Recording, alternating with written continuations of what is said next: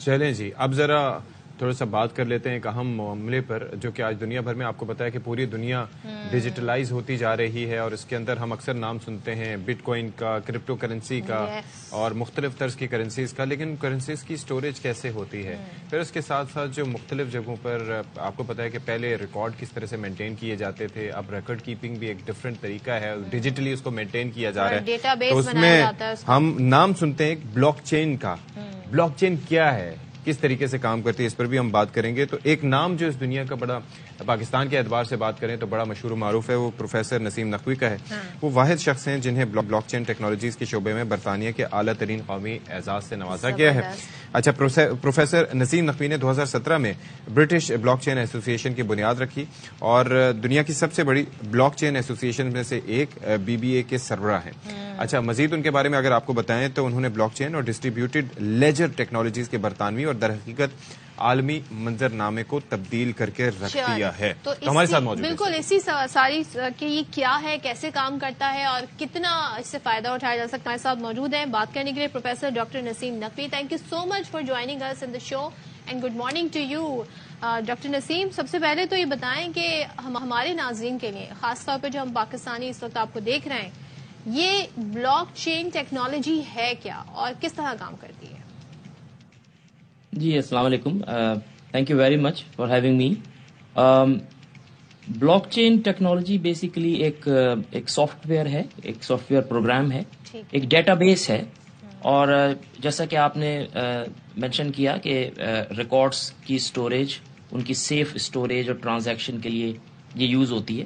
اچھا، بلاک چین کا جو اوریجن ہے اس کے نام کا، وہ یہ ہے کہ ہر نیو پیس آف انفارمیشن جو ہے وہ ٹرانسپیرنٹلی اس میں ریکارڈ ہوتا ہے across variety of different computers. تو ہر نیو پیس آف انفارمیشن کو ہم ایک بلاک کہتے ہیں، اور وہ ایک نیکسٹ پیس آف انفارمیشن سے کنیکٹ ہو جاتا ہے in the form of like a chain, اور یہ اس کے نیم کا origin block chain. So block basically refers to piece of information and they are all connected together. اب آپ کسی بھی پریویس بلاک کی انفارمیشن کو چینج نہیں کر سکتے، یعنی کہ وہ اب ٹیمپر پروف ہو گئی، امیوٹیبل ہو گئی، وہ پرماننٹ ہے، اور ہر انٹری جو ہے وہ ٹائم اسٹیمپڈ ہے اس میں۔ تو آپ اس میں پاسٹ میں جا کر اس کے ریکارڈ کو چینج نہیں کر سکتے، اور چونکہ یہ ڈسٹریبیوٹیڈ ہے، ڈی سینٹرلائزڈ ہے اکراس ڈفرینٹ کمپیوٹرز، تو کوئی ایک شخص یا کوئی ایک اینٹی یا کوئی ایک پارٹی اس ڈیٹا میں کوئی رد و بدل یا چینجز نہیں کر سکتی۔ تو بیسیکلی مجھے ایک چیز یہ بتائیے گا کہ اب ڈفرینٹ، جیسے برٹش بلاک چین ہو گئی یا ڈفرینٹ ملکوں کی ڈفرینٹ کمپنیز ہوتی ہوں گی، ان میں فرق کیا ہے؟ ایک تو فرق کیا ہے، کس طریقے سے کام کرتی ہیں، اور دوسرا مجھے یہ بتائیے گا کہ یہ جو سائبر اٹیکس آج کل ان کے نتیجے میں بہت سی ولنریبلٹی آ جاتی ہے کہ ولنریبل ہوتے ہیں، ایسے مطلب اسکیمز ہو جاتے ہیں، تو یہ محفوظ ہے اس سے، یا یہاں پر بھی خدشات محفوظ ہوتے ہیں اس کے حوالے سے سائبر اٹیک سے ریلیٹڈ؟ جی، یہ آپ نے دو سوال کیے ہیں، بہت امپورٹنٹ سوال ہیں۔ پہلا سوال تو آپ کو یہ کہ جو ڈفرینٹ بلاک چین ایسوسیشنز ہیں، ہماری برٹن میں برٹش بلاک چین ایسوسیشن ہے، اور کنٹریز میں ان کی اپنی ایسوسیشنز ہیں۔ باقی انڈسٹری انٹرپرائزز بھی ہیں جو بلاک چین یوز کرتی ہیں اور اس کو استعمال کرتی ہیں، اور اس کی ایڈوکیسی کرتی ہیں۔ جہاں تک آپ کا سوال ہے کہ سائبر اٹیکس کا، تو یہ بات بالکل صحیح ہے کہ بلاک چین کیونکہ ڈسٹریبیوٹیڈ ہے اکراس ڈفرینٹ کمپیوٹر، جن کو ہم نوڈز کہتے ہیں، اس لیے کسی ایک سینٹرلائزڈ سرور پہ یا کسی ایک کمپیوٹر پہ اٹیک کر کے اس کے آپ ڈیٹا کو چینج نہیں کر سکتے، because you have to attack all the different computers at the same time, which is almost close to impossible. تو یہ بھی ایک ریزن ہے کہ بلاک چین از اے مچ مور سیکیور وے، کیونکہ آپ کو بلاک چین میں کسی بھی قسم کی چینج کرنے کے لیے، یا اس کو ہیک کرنے کے لیے، یا اس کو اٹیک کرنے کے لیے تمام کمپیوٹرز پہ ایک ساتھ اٹیک کرنا پڑے گا جس میں یہ ڈیٹا موجود ہے۔ تو block chain is definitely a much more secure way compare to کوئی بھی ایک سینٹرلائز سرور یا کوئی ایک سینٹرلائزڈ انسٹیٹیوشن کی۔ اور اب کیونکہ آن لائن ڈیجیٹل ایج میں ٹرانزیکشنز ہوتی ہیں، بڑی بڑی ٹرانزیکشنز ہوتی ہیں، آپ نے کہا کہ اس کو ٹیمپر نہیں کیا جا سکتا، ٹائم اسٹیمپ ہے وہ بالکل بہت ٹرانسپیرنٹ ہے، اس میں بھی چینجز نہیں لائی جا سکتی، تو اس سے کیا مزید ٹیکنالوجی بہتر ہوگی ایز کمپیئر ٹو ہم بات کریں جو بٹ کوائنز ہو گئے یا آن لائن ٹرانزیکشنز ہو گئیں، کتنی ٹرانسپیرنٹ ہو سکتی ہیں مزید؟ جی، اس میں یہ جو کرپٹو ہے یا بٹ کوائن ہے یہ ایک یوز ہے بلاک چین ٹیکنالوجی کا, ایک ون آف دی ایپلیکیشنز ہے. جس طریقے سے ای میل ہے, ای میل انٹرنیٹ کی ایک ایپلیکیشن ہے, اسی طریقے سے ہمارے فون میں ورائٹی آف ڈفرنٹ ایپس ہیں, وہ سب انٹرنیٹ سے کنیکٹڈ ہیں. تو جو کرپٹو کرنسیز ہیں وہ ایک ایپلیکیشن ہے بلاک چین ٹیکنالوجی کی. اب جہاں تک رہ گیا اس کے یوز کیسز کا, تو میں آپ کو ایک دو یوز کیسز بتاتا ہوں اس کے.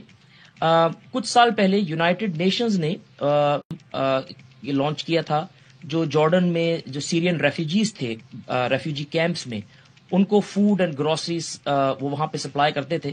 اب ایشو یہ آتا تھا کہ ان کے پاس ریفیوجیز کے پاس کوئی آئیڈینٹی نہیں تھی, کوئی ڈاکومنٹس نہیں تھے. تو انہوں نے جو آنکھیں تھیں ان ریفیوجیز کی, آئرس, جو کہ آپ جانتے ہیں کہ ہر شخص کی ایک یونیک ہوتی ہے جس طرح کے ہمارے فنگر پرنٹس ہوتے ہیں, تو انہوں نے آئرس کو اسکین کر کے اور اس کا جو ڈیٹا تھا وہ بلاک چین پہ اسٹور کیا اور پھر ریفیوجیز کو گروسریز اور فوڈ سپلائی دی. تو اس میں کسی آئی ڈی اور پاسپورٹ کی ضرورت نہیں ہے, اور اس میں فراڈ کا رسک بھی کم ہے کہ کوئی دوبارہ آ کے وہ کلیم نہیں کر سکتا جو اس نے آئٹمز آلریڈی کلیم کر لیے. تو ایک تو یہ یوز ہے کہ آپ کی جو ڈیجیٹل آئیڈینٹی ہے اس کو سیکیور طریقے سے اپلائی کیا جا سکتا ہے ورائٹی آف ڈفرنٹ. پھر اسی طریقے سے اگر آپ دیکھیں کہ آپ کا لینڈ رجسٹری کے ڈاکومنٹس ہو گئے, سویڈن میں فار ایگزامپل بلاک چین کو وہ یوز کر رہے ہیں for land registry. Birth certificate ہے آپ کا, آپ کے ایجوکیشنل ریکارڈز ہیں. اب اگر آج کسی کو اپنے ڈپلوما کی ڈگری کی ویریفیکیشن کرانی ہوتی ہے تو صرف ایک آپشن ہے کہ آپ اپنے جو پرائمری انسٹیٹیوشن ہے اس میں واپس جائیں اور وہاں سے ڈگری ایشو کروائیں. لیکن اگر وہی ڈگری اور ایجوکیشنل ریکارڈز بلاک چین پہ ہیں تو you don't need to go back to the university. اچھا, اس سے مجھے ایک اور چیز کا آئیڈیا ہو رہا ہے پروفیسر صاحب, جس طرح سے آپ نے ہمیں سمجھایا کہ یہ بلاک چین اٹ سیلف یہ ہیک نہیں ہو سکتا, لیکن ظاہر ہے کہ جو اس کے ساتھ ملے ہوئے پروسیسز ہیں ان کو کسی طرح سے, مثال کے طور پر کوئی ٹرانزیکشنز ہوں یا پھر ایسٹس ہوں, ان کو شاید مینیپولیٹ کیا جا سکتا ہو یا شاید وہ چوری ہو سکتے ہوں. تو اس کے لیے پھر کیا ہو رہا ہے؟ ظاہر ہے کہ اس کی سیفٹی کے لیے بھی کچھ کیا جاتا ہوگا نا. جی, یہ بہت اچھا سوال کیا آپ نے, اور ایکچولی بہت ہی امپورٹنٹ سوال کیا ہے. یہ بالکل بات صحیح ہے کہ جو بلاک چین اٹ سیلف ہے وہ تو ایک پبلک ڈیٹا بیس ہے, لیکن جو بلاک چین کو یوز کرنے کے لیے جو اس کے انٹری پوائنٹس ہیں, جیسے اگر کوئی ایکسچینج ہے یا اگر کسی کا پرسنل والیٹ ہے یا کوئی انسٹیٹیوشن ہے جو وہ پرووائڈ کر رہا ہے بلاک چین کی سروسز, تو بالکل وہ پرون ہے کہ ان کو اٹیک کیا جا سکتا ہے, کیونکہ وہ سینٹرلائزڈ اینٹیز ہیں, وہ آپ کو بلاک چین سے کنیکٹ کرواتی ہیں. تو وہاں ہیک بھی ہو سکتے ہیں, وہاں وائرسز بھی آ سکتے ہیں, وہاں پر اسٹولن بھی کیا جا سکتا ہے. تو یہ بہت امپورٹنٹ کوشچن آپ نے کیا ہے کہ جو انٹری اور ایگزٹ پوائنٹس ہیں بلاک چین کے, جہاں سے ڈیٹا آتا ہے یا جہاں سے ڈیٹا ٹرانسمٹ ہوتا ہے, وہ بالکل ہیک ہو سکتے ہیں اور بالکل ہیک کیے جا سکتے ہیں. اچھا, ظاہر ہے ٹیکنالوجی تو ایسی چیز ہے جو اپ گریڈ ہوتی ہے, ٹائم اینڈ اگین ہوتی رہتی ہے, وہ کنٹینیوس ایک پروسیس ہے. یہ ایک چیز اور بتا دیں, ہمارے یہاں آج کل کی جو جنریشن ہے ان کو تھوڑا سا یہ بھام ہے کہ ہم کس فیلڈ میں آئیں, کس میں نہیں آئیں, ڈیٹا سائنس کی طرف آئیں, ڈیٹا اینالسٹ بنے, کیا بنے. یہ جو فیلڈ ہے اس میں کتنا اسکوپ ہے پاکستانیوں کے لیے, اور آپ کیا مشورہ دیں گے, کس چیز پہ کام کریں تو وہ اس طرف آ سکتے ہیں؟ بہت اچھا سوال کیا آپ نے. اس میں بہت اسکوپ ہے. یہ ایک ایمرجنگ ٹیکنالوجی ہے, اگرچہ یہ پچھلے 10-15 سال سے ہے in existence in different shape and form, لیکن ایک ایمرجنگ ٹیکنالوجی ہے. پاکستان میں بہت کام کرنے کی ضرورت ہے. بہت سی مس انڈرسٹینڈنگز ہیں, بہت سے سوال آپ نے کیے, ان کو دور کرنے کی ضرورت ہے. اس میں ایجوکیشن کا بہت امپورٹنٹ رول ہے. ہم یہاں پہ کافی کام کر رہے ہیں with different universities, research programs. بہت مسکنسیپشن ہے اس ٹیکنالوجی کے بارے میں. دوسری چیز یہ ہے کہ بلاک چین, ایک اور مسکنسیپشن پایا جاتا ہے کہ بلاک چین چونکہ آٹومیٹ کر دے گی چیزوں کو, اس لیے کہیں جابس کو ریپلیس نہ کر دے, کہیں جابس کو کم نہ کر دے. یہ بالکل اسی طرح ہے کہ اگر پرنٹنگ پریس تھا اور پھر انٹرنیٹ آیا تو اس نے جابس ختم نہیں کی بلکہ نئی جابس کریٹ کی. تو پالیسی میکرز کو سمجھنے کی ضرورت ہے کہ blockchain is not going to take the jobs away, blockchain is actually going to create more jobs. تو ایجوکیشن پروگرامز ہوں گے ان کے لیے فائدہ ہوگا. جی, اور گورنمنٹ کے ادارے جو ہیں, پبلک سروسز میں بڑی ارجنٹ نیڈ ہے کہ اس ٹیکنالوجی کو سمجھیں, اس ٹیکنالوجی سے کس طریقے سے پاکستان فائدہ اٹھا سکتا ہے, کس طریقے سے لیڈ کر سکتا ہے.